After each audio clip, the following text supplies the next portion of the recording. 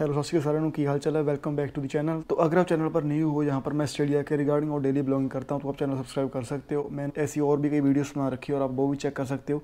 तो जो आज की वीडियो है उसमें बात करेंगे कि जो हमारे पीआर के लिए पॉइंट्स होते हैं वो हम कैसे इकट्ठे कर सकते हैं और कहाँ से हमें कितने पॉइंट्स मिल सकते हैं और हम कैसे कैलकुलेट कर सकते हैं पॉइंट। उसके बाद एंड में वो भी बात करेंगे।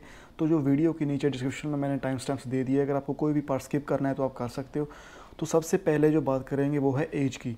तो अगर आपकी एज 18 से 24 के बीच है तो आपको 25 पॉइंट्स मिलेंगे। तो अगर आपकी एज 25 से 32 के बीच है तो आपको 30 पॉइंट्स मिलेंगे। अगर 33 से 39 तक है फिर आपको 25 पॉइंट्स मिलेंगे। अगर 40 से लेकर 44 तक है फिर आपको 15 पॉइंट्स मिलेंगे। तो यहाँ पर देखने वाली बात है कि अगर आपकी एज 25 से लेकर 32 है तो आपको सबसे ज़्यादा पॉइंट मिलेंगे, जो कि 30। तो ट्राई करना है कि जब भी अपने पीआर के लिए अपनी फ़ाइल डालनी है तो आप इस कैटेगरी में आ जाओ ताकि आपको 30 पॉइंट मिल जाए। काफ़ी बड़ा स्कोर, सबसे ज़्यादा स्कोर हमारी जो एज है उसके होते हैं। हाँ जी, तो अभी बात करते हैं जो हमारे इंग्लिश के स्कोर होते हैं उसके पॉइंट्स की। अगर आपके ए टीच हैं, पीटी या आइल्स में किसी में भी ए टीच है तो आपको 20 पॉइंट लग जुड़ेंगे। अगर आपके 7 ईच हैं तो आपको 10 पॉइंट्स लगेंगे। अगर आपके 6 ईच हैं तो आपको कोई भी पॉइंट नहीं मिलेगा, बट आप पीआर के लिए अपनी फ़ाइल डाल सकते हो।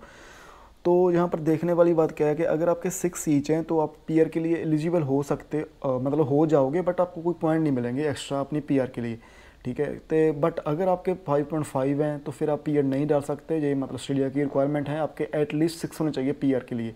6 तक आपके होने चाहिए, फिर ही आप पीआर की फ़ाइल डालने के लिए एलिजिबल होगे। तो यहाँ अगर देखा जाए तो 7 मतलब ईच लेना ठीक है, इतना मुश्किल नहीं है। आप प्रैक्टिस करोगे तो ले लोगे। थोड़ा सा जो 8 ईच होते हैं उसके लिए काफ़ी ज़्यादा मेहनत करनी पड़ती है, आपको काम से छुट्टियाँ लेनी पड़ती है, 1-2 महीने घर बैठकर पढ़ना पड़ता है, फिर 8 भी आ जाते हैं। बट थोड़ी सी मतलब प्रैक्टिस की बात है, जितनी आप कर लोगे उतने आपके अच्छे आ जाएंगे। तो अभी बात करते हैं ग्रेजुएशन की।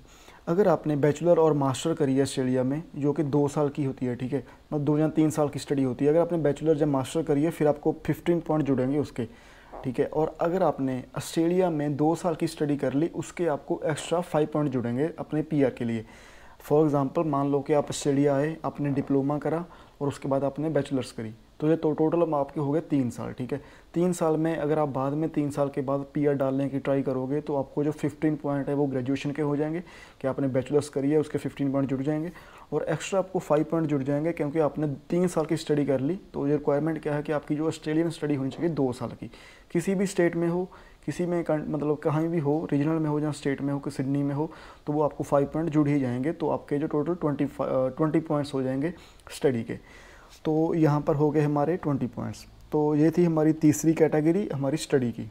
हाँ जी, तो अभी जो हमारी 4th कैटेगरी है वो है नाटी। तो नाटी में बेसिकली होता क्या है कि आपको जो अपनी खुद की लैंग्वेज होती है उसमें ट्रांसलेट करना होता है इंग्लिश को, और इंग्लिश को अपनी खुद की लैंग्वेज में, और अपनी जो खुद की लैंग्वेज होती है आप जो घर पर बोलते हैं उसको आपको इंग्लिश में ट्रांसलेट करना होता है। जैसे पंजाबी में भी होती है, हिंदी में भी होती है, तब तकरीबन सभी लैंग्वेज में होती है। तो आपको सिर्फ कन्वर्टेशन करनी होती है बस लैंग्वेज की, इसमें नाटी में ये होता है। तो इतनी आसान मतलब मुश्किल नहीं होती, ये ठीक होती है। पीटी के मुकाबले थोड़ी सी आसान होती है, इसके आपको 5 पॉइंट्स मिल जाएंगे। तो अगर आप मतलब प्रैक्टिस करोगे तो इजीली कर लोगे, इतनी हार्ड नहीं होती, तो इजीली क्रैक हो जाती है। तो इसके आपको 5 पॉइंट ही मिलेंगे, मैक्सिमम 5 पॉइंट होते हैं इसके। हाँ जी, तो अभी बात करते हैं जो हमारी 5th कैटेगरी है प्रोफेशनल ईयर की। मान लो कि आपने ऑस्ट्रेलिया में बैचलर्स करी है या मास्टर्स करी है, तो जो आप मास्टर करके आप फिनिश करते हो उसके बाद आप 485 जो हम टीआर जिसे बोलते हैं वो आप वीज़ा अप्लाई करते हो। तो उसमें आपको क्या करना होता है कि 1 साल के लिए काम करना होता है अपनी फील्ड में, इंटर्नशिप करते हो आप। वो 1 साल की होती है, 52 वीक्स की। तो उसमें क्या होता है कि आपको 52 वीक्स में 1 दिन आपको जाना होता है वहाँ पर, और अपना जो वो क्लास होती है, वो काम होता है, वो आपको लगाना होता है। वो इतनी मुश्किल नहीं होती, आप इजीली कर लेते हो। तो इसके आपको 5 पॉइंट्स मिलते हैं। बट यहाँ पर ध्यान रखने की बात ये है कि ये सिर्फ बैचलर्स और डिग्री के साथ ही होता है। अगर आपने कोई ट्रेड कोर्स करा है या कोई डिप्लोमा करा है उसमें नहीं होता जी। अगर आपने ट्रेड मान लो आपने ऑटोमोटिव या इलेक्ट्रिशियन या प्लम्बर कुछ भी करा है ऐसा, तो फिर आपको ये प्रोफेशनल ईयर आप नहीं कर सकते। जो मास्टर्स और बैचलर्स के साथ ही आप कर सकते हो अपनी टीआर पर, जिसे हम 485 वीज़ा कहते हैं। तो इसके आपको 5 पॉइंट मिल जाएंगे। ये थी हमारी 5th कैटेगरी जिसमें आता है, जिसको कहते हैं प्रोफेशनल ईयर। तो अभी चलते हैं नेक्स्ट में 6th कैटेगरी में, जो है हमारा वर्क एक्सपीरियंस। तो मान लो अगर आपने वर्क एक्सपीरियंस आपको इनसाइड ऑस्ट्रेलिया में आपने कहीं भी काम करा है तो उसके क्या पॉइंट मिलते हैं आपको। अगर आपने लेस देन 1 ईयर करा है तो आपको कोई पॉइंट नहीं मिलेगा। तो ये जो वर्क एक्सपीरियंस है ये फुल टाइम होना चाहिए, आपका पार्ट टाइम नहीं, मतलब अपने फील्ड में आपने काम करा है फुल टाइम। तो अगर आपने लेस देन 1 ईयर करा है तो 0 पॉइंट है। अगर आपने 1 साल से लेकर 2 साल के बीच करा है तो आपको 5 पॉइंट मिल जाएंगे काम के। अगर आपने 3 साल से लेकर 4 साल तक कराए, उसके बीच कराए, तो आपको 10 पॉइंट मिल जाएंगे। अगर आपने 5 से लेकर 7 साल का एक्सपीरियंस है आपके पास वर्क का, तो आपको 15 पॉइंट्स मिल जाएंगे। अगर आपके पास 8 से लेकर 10 साल का एक्सपीरियंस है तो फिर आपको 20 पॉइंट्स मिल जाएंगे। तो अभी ये देखना है आपने कि आप कौन सी कैटेगरी में आते हो, आपको कितने पॉइंट मिलते हैं। तो अभी जो नेक्स्ट बात है वो करते हैं वर्क एक्सपीरियंस आउटसाइड ऑस्ट्रेलिया। मान लो आप ऑस्ट्रेलिया अपने मतलब वहाँ से बैचलर्स करी है इंडिया से, और बैचलर करके आपने वहाँ पर ग्रेजुएशन करके आपने अपनी फील्ड में काम करा, या कोई और काम करा, किसी भी कंपनी के साथ काम करा, तो मान लो आपने वहाँ पर 3 साल काम करा, वो भी आपका चल सकता है यहाँ पर। अगर आपने वहाँ से मतलब वो वेरीफाइड है, अपने कंपनी की लेटर ली है, और आपकी जो सैलरी थी वो आपके अकाउंट में आ रही थी वहाँ से इंडिया से, तो आपको सारे डॉक्यूमेंट्स अगर आप लेकर आओगे तो यहाँ पर आप उसको वेरीफाई करवा कर उसके भी पॉइंट आप ऐड कर सकते हो। तो अगर आप ऑलरेडी काम कर रहे हो अपनी किसी भी फील्ड में इंडिया में, तो उसको आप मतलब पूरा पेपर वर्क अपना साथ लेकर आना। यहाँ पर पे स्लिप्स हो गई, जॉब की लेटर हो गई, और जो भी आपकी सैलरी आती थी, टैक्स रिटर्न होती है, सारा कुछ यहाँ पर लेकर आना जब आओगे आप ऑस्ट्रेलिया में, तो उसके भी आपको एक्स्ट्रा पॉइंट जुड़ जाएंगे, जो बहुत ही अच्छी बात है। तो अगर इसके पॉइंट्स की बात करें तो आपको, अगर आपके पास लेस दैन 3 ईयर एक्सपीरियंस है आउटसाइड ऑस्ट्रेलिया का, तो उसको आपको कोई पॉइंट नहीं मिलेगा। अगर 3 साल से लेकर 4 साल तक का एक्सपीरियंस है फिर आपको 5 पॉइंट मिल जाएंगे। तो अगर आपके पास 5 से लेकर 7 साल का एक्सपीरियंस है फिर आपको 10 पॉइंट मिल जाएंगे। तो अगर आपके पास 8 से लेकर 10 ईयर्स तक का एक्सपीरियंस है, इसके बीच एक्सपीरियंस है, फिर आपको 15 पॉइंट्स मिल जाएंगे। तो ये आपने अभी देखना है कि आप कौन सी कैटेगरी में आते हो, तो उस हिसाब से आप कर सकते हो। ठीक है, तो ये हमारी 7 अभी कैटेगरीज होगी। तो अभी जो हमारी 8th कैटेगरी है वो है रीजनल स्टडी की। मान लो आप ऑस्ट्रेलिया में आते हो, आपने जो आपकी स्टडी है वो सिडनी या मेलबर्न या ब्रिस्बेन किसी भी शहर में आप कर रहे हो। मान लो आपने फिर मन बनाया कि आपने स्टडी है जो चेंज करनी है, तो आपने क्या करा कि जहाँ पर 6 मंथ कंप्लीट होने के बाद आपने सोचा कि अभी मैं चेंज करता हूँ।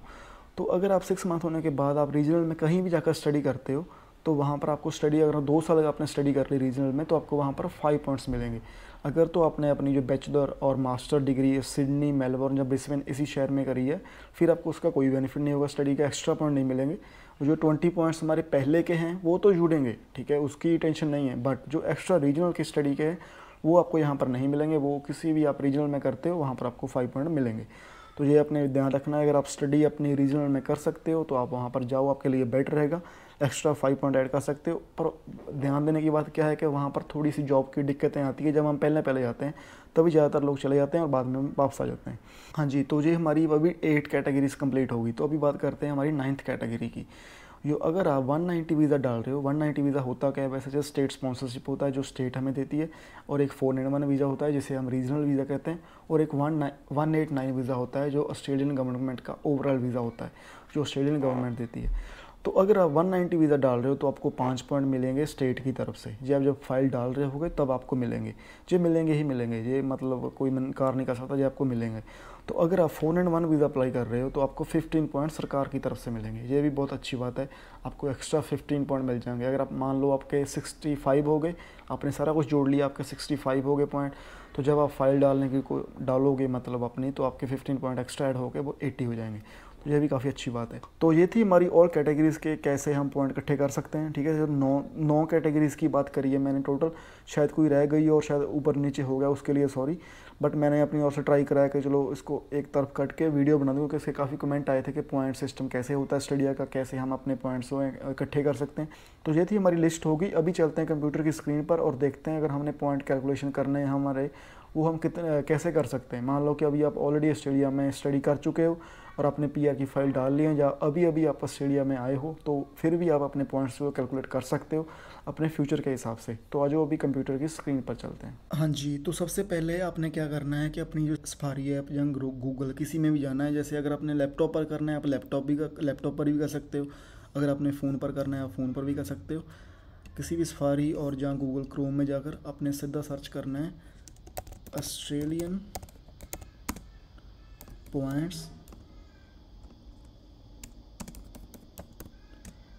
Points calculator. तो आपने ऐसे सर्च करना है ऑस्ट्रेलियन पॉइंट्स कैलकुलेटर। अगर ये इस पर आप सर्च करोगे तो एक नई विंडो खुलेगी। तो जो सबसे पहले देखो आ रहा है EMI homeaffairs.gov.au। तो आपने सबसे पहले वाली जो गवर्नमेंट की वेबसाइट है उस पर क्लिक करना है। और भी नीचे काफ़ी खुलेंगी बट वो लोगों की आम होगी, मतलब उस पर नहीं आपने जाना। तो आपने सबसे पहले जो है पॉइंट्स कैलकुलेटर उस पर क्लिक करना है। तो यहाँ पर गवर्नमेंट की वेबसाइट ओपन हो जाएगी। तो इसमें आपने सेलेक्ट करना है कि आप कौन सा वीज़ा डालना चाहते हो। तो आप 189 भी सिलेक्ट कर सकते हो, 190 भी सिलेक्ट कर सकते हो, 489 भी सिलेक्ट करते हो, 491 जो रीजनल वीज़ा है वो भी सिलेक्ट कर सकते हो। तो यहाँ पर हमने एग्जांपल लेनी है, तो हम जो 190 है उसको सिलेक्ट कर लेंगे। तो 190 सेलेक्ट करके जो सबसे पहला आपका पॉइंट होगा वो है एज का। तो which age band you fit into, तो आपने देखना है आप कौन सी एज में फ़िट हो सकते हो। जैसे मेरी एज लेस दैन 25 ईयर्स है, और जब मैं पीरियड डालूंगा तो तभी भी मेरी 25 से लेस ही होगी, तो इसलिए मैं less at least 18 but less than 25 years कर लूँगा। हाँ जी, तो जैसे एज हमने सेलेक्ट कर लिया, उसके बाद अपने जो नेक्स्ट है उसमें जाना है how would you rate your English ability. तो आपकी देखना है आपने इंग्लिश में आपके कितने स्कोर है। अगर आपके कॉम्पिटेंट हैं इंग्लिश तो मीन्स आपके 6 हैं, अगर प्रोफिशिएंट इंग्लिश है मीन्स आपके 7 ईच है, अगर सुपीरियर इंग्लिश है तो आपके 8 ईच हैं। तो मैं यहाँ पर सेकंड कर लूँगा, 7 ईच वाली ले लेंगे, क्योंकि 7 ईच पता है कि आ जाएंगे। 8 ईच के लिए थोड़ा सा मुश्किल है, बट अगर मेहनत करेंगे तो 8 भी आ। चलो मैं 7 लेता हूँ अभी, क्योंकि मैंने पहला पेपर दिया था तो मेरे 6.5 आए थे, तो अभी 7 लेकर चलते हैं। तो आपने यहाँ पर ओवरसीज़ स्किल्ड एम्प्लॉयमेंट, अगर आपके पास ओवरसीज़ मतलब अपने ऑस्ट्रेलिया के बाहर कहीं भी काम करा है तो वो आप सेलेक्ट कर सकते हो। अगर आपके पास एक्सपीरियंस है, जैसे कि मेरे पास कोई एक्सपीरियंस नहीं है तो मैं लेस दैन 3 ईयर्स का कर लूँगा।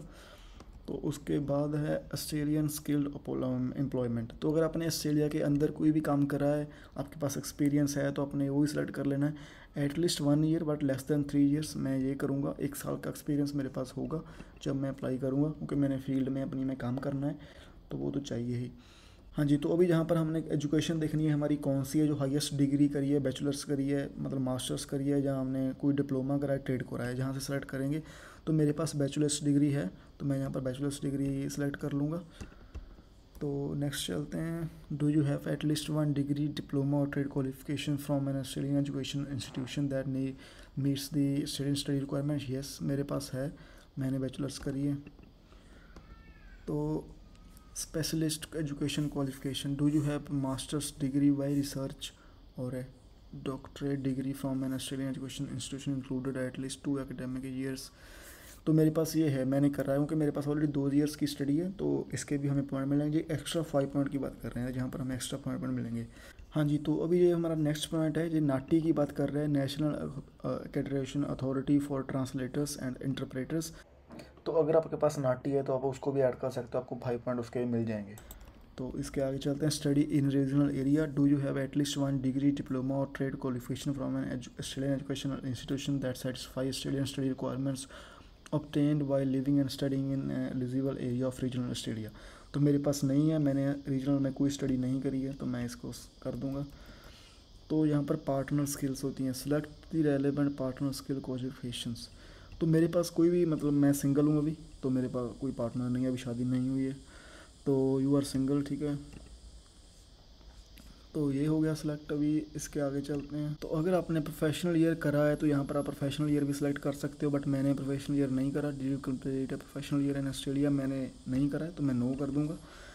इसके आपको 5 पॉइंट मिलेंगे अगर आपने करा है। Have you been invited to apply for a skill nomination visa and nomination state और territory government agency has not withdrawn the nomination. तो यहाँ पर क्या है कि जो हमने लास्ट में बात करी थी कि 190 में आपको 5 पॉइंट मिलते हैं, और 491 में आपको 15 पॉइंट मिलते हैं। तो यहाँ पर आप येस कर दो कि आपको अगर इनविटेशन आई है तो फिर आपके पॉइंट कैलकुलेट हो जाएंगे।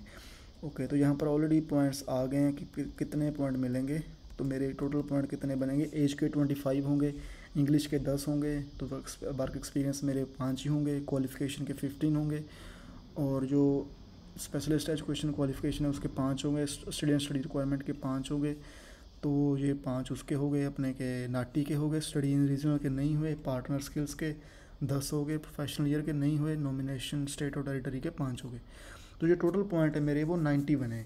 तो इसी तरह हम अपने जो पॉइंट है वो कैलकुलेट कर सकते हैं। और यहाँ पर एक चीज़ और, मैं थोड़ी सी बात पहले, सॉरी उसके लिए मैं भूल के मेंशन करनी, यहाँ पर जैसे जो पार्टनर स्किल लिखा है उसके हमें 10 पॉइंट मिलते हैं ना ये।